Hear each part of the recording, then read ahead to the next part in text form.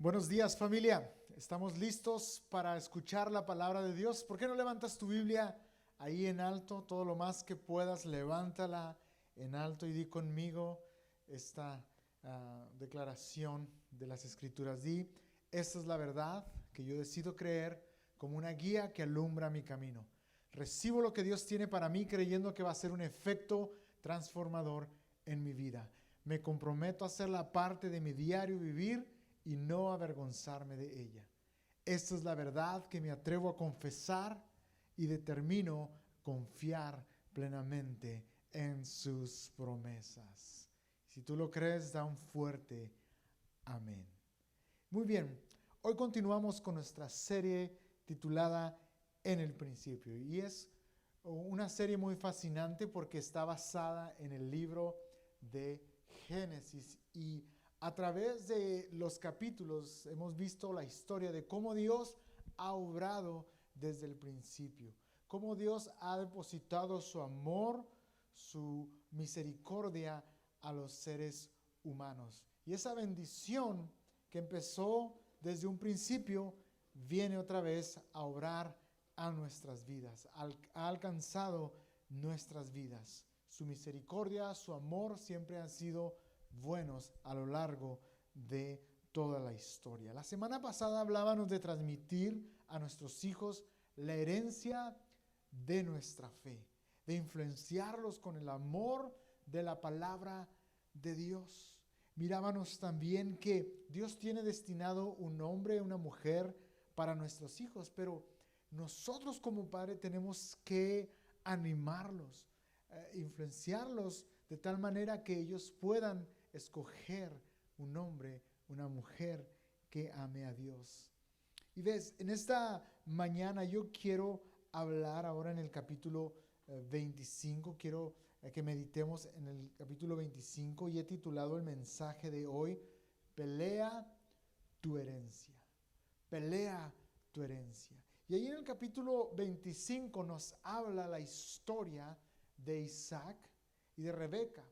Ya después que Rebeca viene de ese lugar donde la trajeron para que conociera a Isaac, ellos crean una familia, fundan una nueva familia y tienen dos hijos. Y esos hijos es Isaac y Esaú.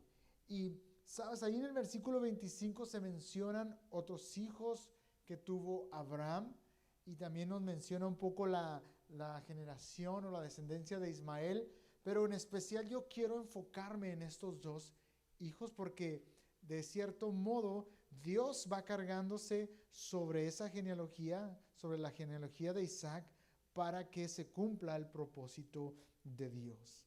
Y vamos a abrir nuestras Biblias ahí en Génesis capítulo 25, versos del 19 en adelante, y vamos a ver esta historia que es muy fascinante. Fíjate lo que dice la palabra de Dios en el versículo 19. Dice, este es el relato de la familia de Isaac, hijo de Abraham. Dice, cuando Isaac tenía 40 años, se casó con Rebeca, hija de Betuel el arameo, de Param Aram, y hermana de Labán el arameo. Dice el 21, fíjate lo que dice el 21.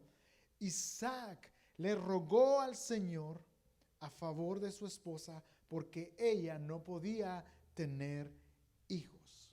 El Señor contestó la oración de Isaac y Rebeca quedó embarazada de mellizos. Dice el 22, pero los dos niños luchaban entre sí dentro de su vientre. Así que ella consultó al Señor.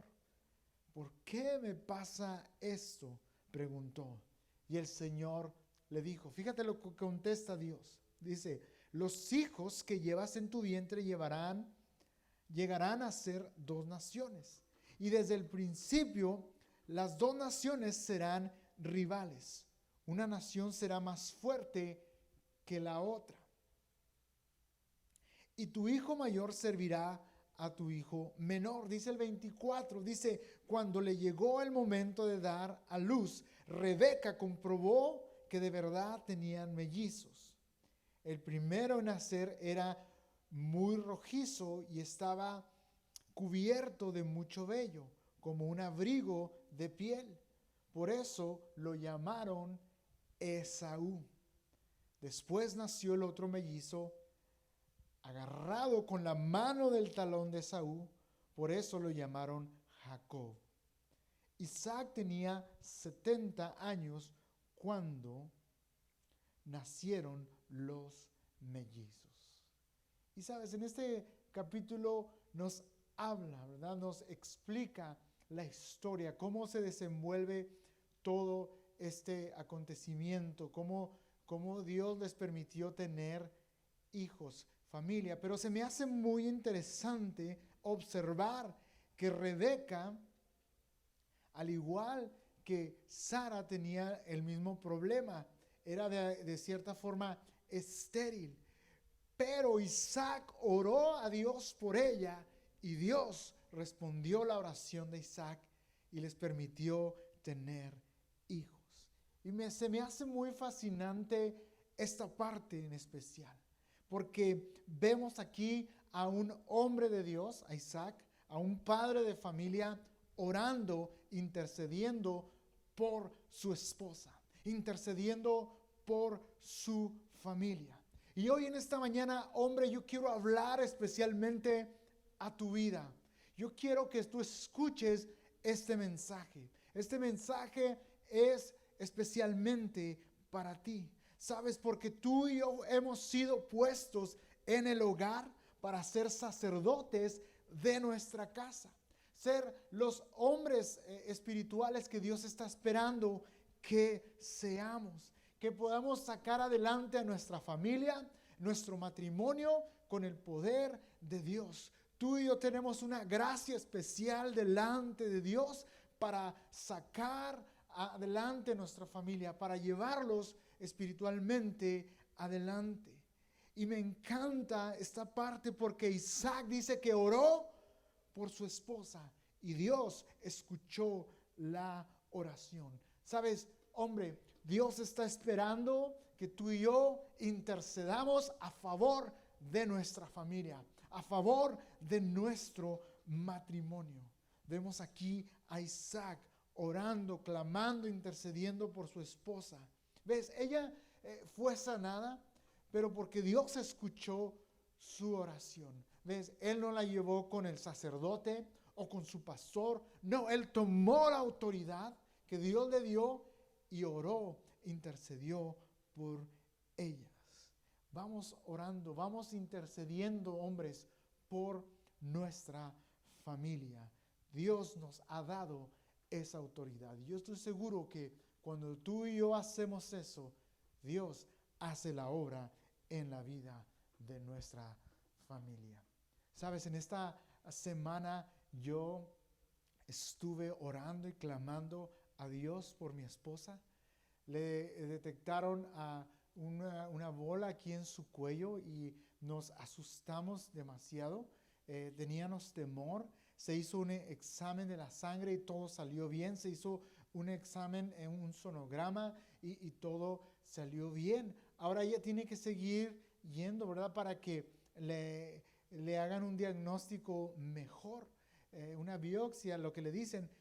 Pero yo estoy confiando, yo estoy creyendo de que Dios la va a sanar por completo, de que Dios está con ella, porque yo he intercedido delante de Dios por mi esposa.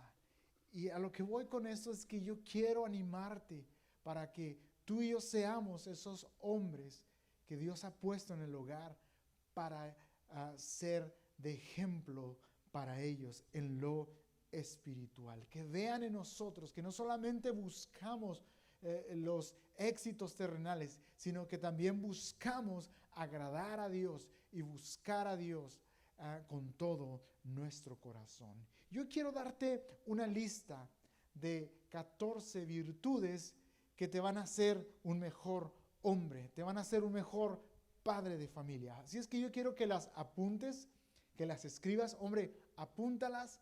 Y yo quiero retarte para que trabajes en este 2020, en este año, trabajes en esa área, en estos 14 cualidades y puedas ser un mejor hombre de hogar. Número 1, ¿estás listo? Número 1, debemos de esforzarnos a ser más amorosos. En este año vamos a ser más expresivos, más amorosos. Número 2, que tú y yo nos esforcemos a ser más pacientes. Pacientes con nuestra esposa, pacientes con nuestros hijos. Número 3, que nos esforcemos en ser generosos. Generosos con nuestras palabras, con nuestros abrazos, con nuestro tiempo, con nuestro dinero, con nuestra manera de servicio, de servir a los demás. Número 4, que seamos perseverantes. Oh, hombre, no nos damos por vencido. Tú y yo no nos damos por vencido tan fácilmente. Vamos a perseverar hasta llegar a obtener la victoria en lo que Dios nos ha puesto. Número 5, que seamos sabios, que no tomemos decisiones a la ligera, que meditemos, que pensemos, que no tomemos decisiones de una manera tonta, sino que busquemos a Dios ante cualquier circunstancia que venga a nuestra vida. Número 6, que seamos humildes de carácter, que estemos dispuestos a servir en lo que sea. Número 7, que seamos respetuosos con la gente a nuestro alrededor. Número 8, que seamos tiernos, tiernos con nuestra esposa, con nuestros hijos. Ellos están buscando un hombre tierno. Número 9, alegres. Oh, sí, ellos no quieren un hombre gruñón llegando a casa, ellos quieren a un hombre alegre. Número 10, que seamos íntegros en lo que hacemos, en nuestros tratos con los demás, que seamos honestos en nuestros negocios, en nuestra vida personal. Número 11, que seamos fieles, cumplidores de promesas, seamos hombres de palabra. Número 12, que seamos adoradores, que adoremos y busquemos a Dios de todo nuestro corazón. Número 13, que seamos enseñables. Hombre, que tú y yo reconozcamos, no lo sé todo, que tengamos la humildad de aprender de nuestra esposa, aún de nuestros hijos. Y número 14, que hablemos de frente. Que no hablemos a las espaldas de los demás, que no nos quejemos a las espaldas de los demás, sino que hablemos de frente, con carácter, decididos. Si tú y yo practicamos estas 14 virtudes, va a cambiar nuestra vida y también va a cambiar la vida de nuestra familia, de nuestros hijos, de nuestra esposa, de las personas que están a nuestro alrededor.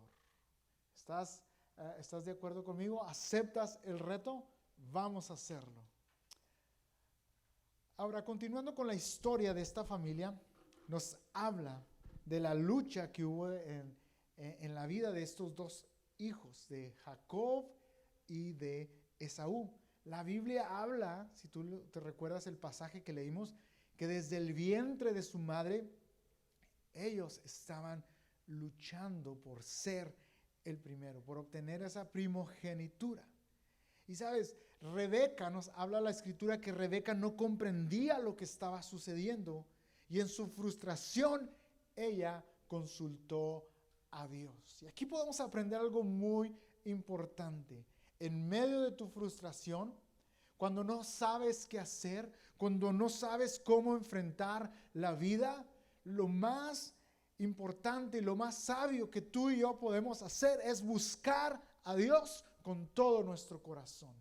Sabes, Él tiene la respuesta para nuestro problema. Dios tiene la respuesta para nuestra dificultad. Y vemos que Rebeca estaba confundida porque sentía esta rivalidad aún en el vientre con sus hijos. Y Dios, ¿verdad?, le reveló y le explicó que de ella iban a nacer dos hombres, dos hijos. Y de esos hijos iban a surgir dos naciones que iban a ser rivales. Y hasta el día de hoy se dice que esas dos naciones es el pueblo israelí y el pueblo árabe. ¿Ves? Pero Dios tiene un plan para cada cosa. Por más mala que parezca, Dios tiene un plan perfecto para nosotros como personas, como individuos, para nosotros como comunidad y como humanidad entera. Los planes de Dios, créeme, son perfectos. Entonces, la Biblia nos habla que Isaac y Rebeca habían estado casados por unos 20 años cuando estos niños nacieron. Ahora, podemos ver que eran niños muy diferentes. Y vemos que Esaú, dice la escritura, era velludo y pelirrojo, y el segundo le llamaron Jacob, que significa usurpador o el suplantador, porque incluso dice que naciendo se aferraba a su hermano por el talón, tratando de ocupar su lugar. Qué interesante, ¿no? Que desde el vientre este niño estaba tratando de arrebatar esa bendición, de querer ser el primero en todo. Y podemos aprender algo muy importante. Seamos aferrados en la vida. Seamos aferrados, tengamos determinación en la vida. ¿Sabes? El problema es que nosotros nos damos por vencido muy rápidamente. Dios ha planeado y ha preparado bendiciones para cada uno de los que estamos aquí. Dios ha planeado grandes cosas para tu vida, para tu familia, para tu matrimonio. Créelo. Pero el problema es que muchas veces no somos aferrados a esas bendiciones que Dios ha preparado para nuestra vida. Nos damos por vencidos. Pero en esta mañana yo quiero decirte, aférrate a las bendiciones que Dios ha preparado para tu vida. Créele a Dios, créele a Dios. El problema es que muchas veces le creemos a las personas, creemos a voces interiores que hay en nosotros que dicen, no vas a poder, no vas a lograr salir de esa adicción, no vas a poder terminar tu escuela, tu universidad, tu colegio, no vas a poder casarte, no vas a poder tener una familia, y empezamos a creernos esas mentiras. Pero en esta hora yo quiero animarte para que creas en Dios y que Él tiene el poder para hacer un futuro glorioso en tu vida. Tenemos que aferrarnos a las bendiciones de Dios. Ahora, fíjate lo que nos dice el versículo 27 y 28. Nos sigue hablando de esta historia, de esta familia. Dice el 27, los muchachos fueron creciendo y Esaú se convirtió en un hábil cazador. Él era un hombre de campo, pero Jacob tenía un temperamento tranquilo y prefería quedarse en casa. Isaac, dice, amaba a Esaú porque le gustaba comer los animales que cazaba. Pero Rebeca, dice, amaba a Jacob. Ahora aquí podemos aprender algo muy interesante, otra verdad muy interesante es: nunca compitas por el amor de tus hijos. Ámalos por igual, ámalos por igual. Aquí tenemos una historia muy peculiar, pero también que nos pudiéramos identificar muchos de nosotros. Cada quien tenía una preferencia, ¿verdad? Nos dice que Esaú era el preferido de su padre Isaac y Jacob era el preferido de su madre, de Rebeca. Pero en esta hora yo quiero animarte para que tú ames a tus hijos por igual. Nos habla la Biblia en que eran personalidades muy diferentes. Por decir, a primera vista podemos ver que Esaú puede parecer como más atractivo que Jacob. Era esa clase de joven, de muchacho que era extrovertido, que tal vez le gustaban los deportes extremos, estaba constantemente compitiendo y estaba siempre fuera de su casa. A diferencia de Jacob.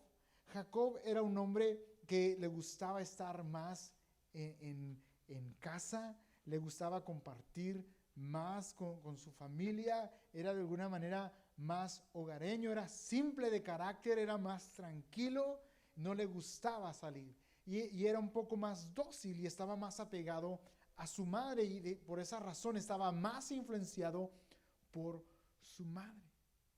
Pero aquí podemos ver que hay un problema familiar y ese problema es que había división entre ellos, había preferencias entre ellos por el amor. ¿Sabes quitemos de nuestro vocabulario frases tales como, ¿por qué no puedes ser como tu hermano? Aquella es más inteligente que la otra. O tú no puedes, tu hermano sí puede. O él es mi consentido, ella es mi consentida. Quitemos esos vocabularios, esas frases de nuestro lenguaje. ¿Sabes? Dios nos habla a ti y a mí, amar a nuestros hijos por igual.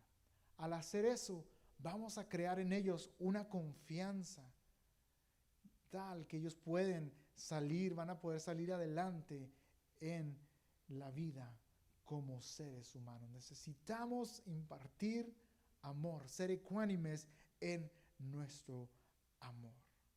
Ahora, el detalle de esto es interesante porque a pesar de que Esaú era muy extrovertido y era muy sobresaliente, él no era muy afín a las cosas de Dios. En cambio, Jacob es como más profundo, tenía un deseo por las realidades espirituales. Esa era la única diferencia que había entre ellos. Tenían defectos como cualquier otro ser humano, pero la diferencia entre ellos dos es que Jacob, de alguna manera, buscaba más a Dios. Y sabes, Dios fue perfeccionando su vida, sus defectos, conforme fue pasando el tiempo. Y a una edad de viejo, Dios hizo una obra en él. Y por medio de él construyó esa nación llamada Israel. Ahora fíjate, aquí sucede un incidente muy, muy interesante en el capítulo 29 al 32. Y quiero que me sigas ahí con tu Biblia o que lo leas junto conmigo aquí en las pantallas. Dice, cierto día, mientras Jacob preparaba un guiso, Esaú regresó del desierto agotado y hambriento. Esaú le dijo a Jacob, me muero de hambre, dame un poco de ese guiso rojo. Así es como Esaú obtuvo su otro nombre, Edom, que significa rojo. Dice 31. Muy bien, respondió Jacob, pero dame a cambio tus derechos del hijo mayor. En la versión 60 dice tu primogenitura. Dice 32, mira, me estoy muriendo de hambre, dijo Esaú. ¿De qué me sirven ahora los derechos del hijo mayor? Pero Jacob dijo, primero tienes que jurar que los derechos del hijo mayor me pertenecen a mí. Así que Esaú hizo un juramento mediante el cual vendía todos sus derechos de hijo mayor a su hermano Jacob. Entonces Jacob le dio a Esaú guiso de lentejas y algo de pan. Esaú comió y luego se levantó y se fue. Así mostró, fíjate lo que dice, así mostró desprecio por sus derechos de hijo mayor. Y aquí podemos aprender esta tercera verdad. No cambies lo espiritual por lo terrenal. Dios te dice en esta mañana, no cambies lo espiritual por lo terrenal. Podemos ver que Él fácilmente dejó esa bendición por una cosa tan insignificante como un plato de lentejas. Ahora, comentando brevemente sobre el valor de la primogenitura, había tres cosas, tres elementos, tres ventajas sobre los demás. La persona que tenía una primogenitura tenía una bendición especial. Número uno, era el jefe y el sacerdote de la familia. Eso significaba que él tenía que ser el líder espiritual en su descendencia. Número dos, él recibiría el doble de la herencia, cosa que no pensó cuando estaba en ese momento de debilidad, cuando tenía hambre. Y número tres, estaba incluido en la línea de descendencia que conducía hasta Cristo Jesús. Ahora, Esaú no le daba ningún valor a ninguna de estas cosas, ninguno de estos privilegios le dio ese valor. ¿Por qué? Porque no significaban nada para él, porque lo espiritual no era un fuerte en su vida. Y fíjate esa frase que él usa, como preguntándose a sí mismo, ¿de qué me sirve pues la primogenitura? En otras palabras, ¿de qué me sirve ser el hombre, el hijo mayor? Y esta expresión nos dice mucho del valor que él asignaba a los asuntos espirituales.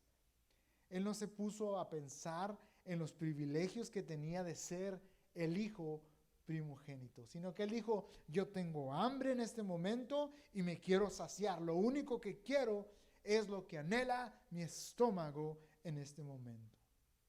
¿Y sabes cuántos de nosotros no le damos el valor o la importancia a las cosas que Dios nos ha dado? Y simplemente por saciar lo que queremos en ese momento, echamos a perder todo un plan, toda una visión, todo un propósito que Dios tiene guardado para nosotros. Hombres, muchas veces por ser aceptados por los amigos, hacemos cosas que van en contra de la voluntad de Dios. Y perdemos nuestra primogenitura, la bendición que Dios nos ha dado de ser los líderes de nuestra casa, de nuestro hogar. Perdemos credibilidad por causa de hacer cosas que no agradan a Dios. Las cambiamos muy fácilmente por un plato de lentejas. Cambiamos la bendición de Dios por cosas terrenales. Y muchas veces hombres, teniendo un buen hogar, teniendo una buena esposa, buenos hijos, nos salimos de la casa y queremos tomar algo que no nos corresponde. Y echamos a perder toda una vida que se ha construido en años. Echamos a perder todo un hogar y los planes que Dios tenía para nosotros y para nuestros hijos. Y aquí vemos a Esaú, que no valoró el ser primero, no valoró la bendición. Y sabes, Dios te dice en esta mañana, valora lo que yo te he dado, ama lo que yo te he dado, no menosprecies lo que yo he puesto en tus manos. Al contrario, hazlo crecer, atesora lo que yo he puesto en tus manos. Pero la conducta de Jacob estaba también equivocado, porque Dios había prometido que el mayor serviría ¿a quién? Al menor. Ahora la primogenitura llegaría de todas formas a él, porque Esaú vimos que no tenía un deseo por las cosas espirituales, por esa promesa, por esa bendición. De alguna manera Dios hubiera obrado y le hubiera dado esa bendición a Jacob. Pero sabes, Jacob en sus fuerzas trató de manipular los acontecimientos y adelantó los planes de Dios. Sabes, él debió de haber esperado en que Dios le diera esa bendición, pero se sentía capaz de ocuparse de sus propios asuntos y quiso hacerlo a su manera. ¿Y cuántas veces, iglesia, tomamos esa misma actitud al igual que Jacob? No esperamos el ser bendecidos por Dios, buscamos la bendición por nuestra propia cuenta, por nuestras propias fuerzas. Y cuando lo hacemos así, ¿sabes? Eso trae más dolor, más aflicción a nuestra vida. Porque vemos que pasaron muchas cosas. Vamos a ir viendo a través de la historia que ellos se separan, se molestan y duran mucho tiempo para volver a reconciliarse.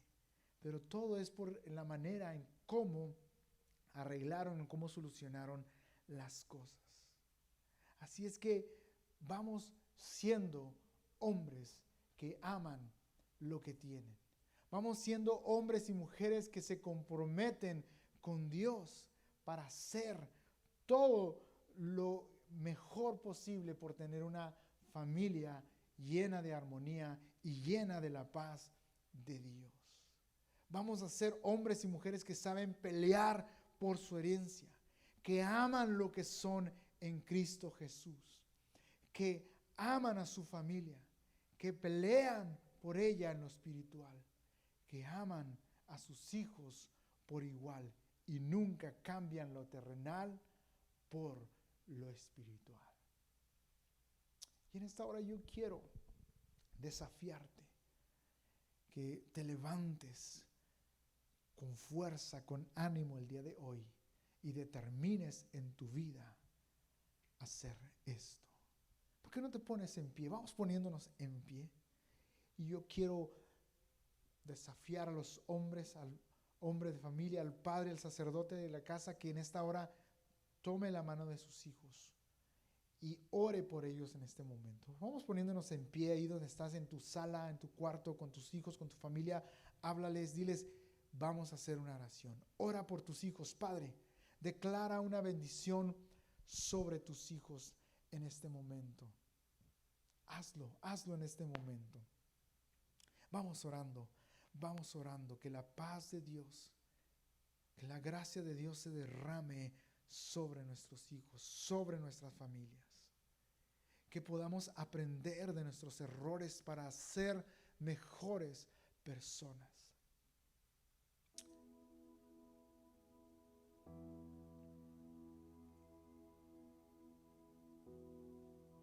Dios, en esta hora estamos delante de tu presencia, buscándote, Señor, con todo nuestro corazón.